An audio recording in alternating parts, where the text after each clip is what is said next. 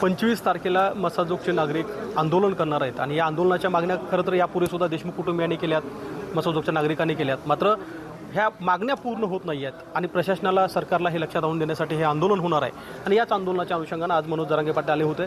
काय चर्चा झाली, आंदोलनाच्या दिशा कशा ठरली, या संदर्भात बोलण्यासाठी धनंजय देशमुख आपल्यासोबत आहेत. मला सांगा, काय नेमकं ठरलं, कशा प्रकारचे हे आंदोलन असणार आहे आणि या संदर्भात मनोज जरांगे पाटील यांनी काय आवाहन केलं आहे? दादांची अशी इच्छा होती की हे आंदोलन तुम्ही करू नये. ज्यावेळेस जे पीडित कुटुंबीय आहे, देशमुख कुटुंबीय, त्याच्यावर आणि गावावर जी वेळ आलेली आहे आंदोलन करण्याची, तर ही दुर्दैवी आहे.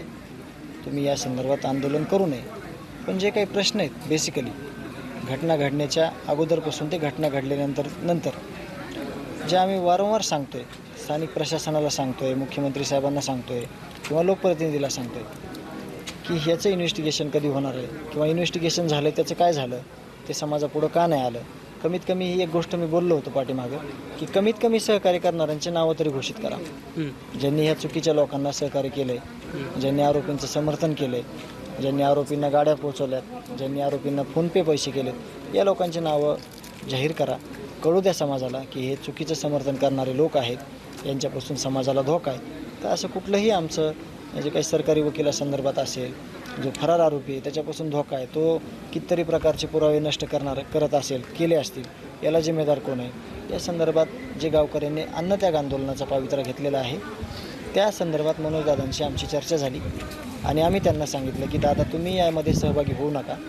गावकरी आणि आम्ही कुटुंबीय या आंदोलनात सहभागी होत आणि आंदोलन करू.